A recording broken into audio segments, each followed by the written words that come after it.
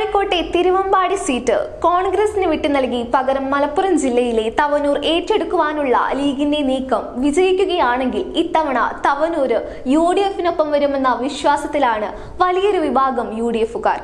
League സംസ്ഥാന vice president CP ബാവ ഹാജിയെ കളത്തിലിറക്കി Thavanur seat പിടിക്കുവാനാണ് ലീഗിലെ വലിയൊരു വിഭാഗം ആളുകളുടെയും കണക്കുകൂട്ടൽ.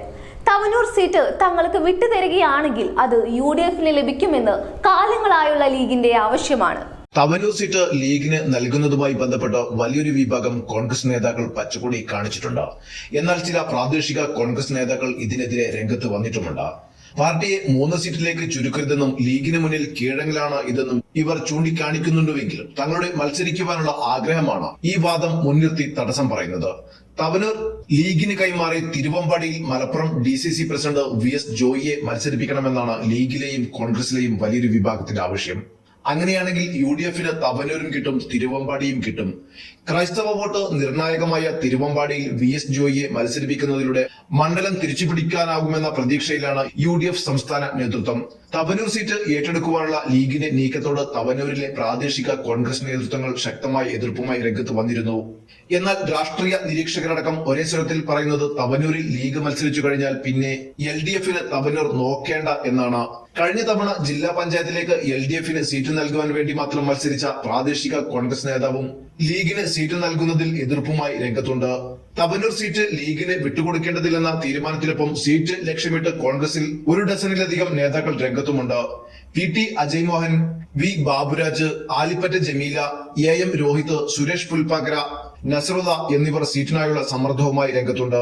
തദ്ദേശ തെരഞ്ഞെടുപ്പ് ഫലത്തിന്റെ പശ്ചാത്തലത്തിൽ തവനൂരിൽ വിജയസാധ്യത വിലയിരുത്തുന്നതിനാൽ സ്ഥാനാർത്ഥി ലിസ്റ്റിൽ ഇടം പിടിക്കുവാനുള്ള തീവ്ര ശ്രമങ്ങളിലാണ് നേതാക്കൾ. എന്നാൽ തവനൂരിൽ മണ്ഡലത്തിൽ തന്നെയുള്ള ലീഗിന്റെ പ്രാദേശിക നേതൃത്വത്തിലെ ഒരാൾ നിന്നാൽ 99% വിജയം ഉണ്ടാകുമെന്ന് ലീഗിലെ തവനൂർ നേതൃത്വം ഒന്നടങ്കം പറയുന്നുണ്ട്. ലീഗ് സംസ്ഥാന വൈസ് പ്രസിഡന്റായിട്ടുള്ള CP ബാബ ഹാജിയെയാണ് ലീഗ് നേതൃത്വം തവനൂരിൽ മത്സരിപ്പിക്കുവാൻ കാണുന്നത്. മത്സരിക്കുന്നത് തോൽക്കുവാനല്ല, വിജയിക്കുവാനാണ് എന്നാണ് ലീഗ് നേതൃത്വം പറയുന്നത്. കഴിഞ്ഞ തദ്ദേശ സ്വയംഭരണ തെരഞ്ഞെടുപ്പിൽ 7 പഞ്ചായത്തും UDF-ന്റെ കൈകളിലെത്തിയിരുന്നു. ഇതിൽ 6 പഞ്ചായത്തുകളിലും പ്രസിഡന്റ് സ്ഥാനം ലീഗിനാണ്. ഒന്നിൽ മാത്രമാണ് 2.5 വർഷം കോൺഗ്രസ് പ്രസിഡന്റ് സ്ഥാനത്തിരിക്കുന്നത്. മണ്ഡലത്തിൽ 150 വാർഡുകളിൽ 92 വാർഡും UDF-ന്റെ കൈകളിൽ ആണെങ്കിലും ഇതിൽ 60 എണ്ണം ലീഗ് മത്സരിച്ച് ജയിച്ച സീറ്റുകളാണ്. കഴിഞ്ഞ പാർലമെന്റ് തെരഞ്ഞെടുപ്പിൽ 18,000 വോട്ടിന്റെ ഭൂരിപക്ഷത്തിലാണ് UDF തവനൂർ മണ്ഡലത്തിൽ നിൽക്കുന്നത്. ഇങ്ങനെയൊക്കെയാണെങ്കിലും നിയമസഭാ ഇലക്ഷൻ വരുമ്പോൾ തവനൂർ മണ്ഡലത്തിൽ കോൺഗ്രസ് തോൽക്കുന്നതിന്റെ മുഖ്യമായ കാരണം കോൺഗ്രസിലെ തമ്മിലടി തന്നെയാണ്.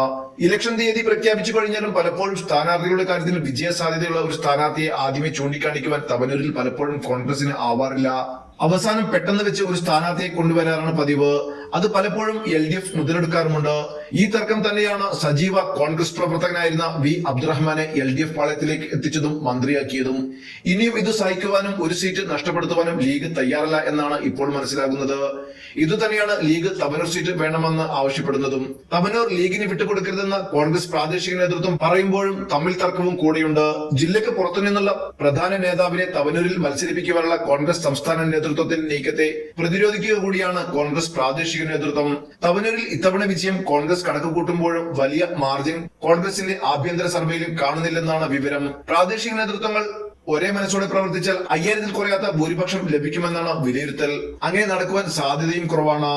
നിലവിൽ ലീഗ് സ്ഥാനാർത്ഥിയായി വരാൻ സാധ്യതയുള്ള CP ബാബ ഹാജിക്ക് 7 പഞ്ചായത്തുകളിൽ നിന്നും അനുകൂലമായ സാഹചര്യമാണ് ഉണ്ടായിക്കൊണ്ടിരിക്കുന്നത്.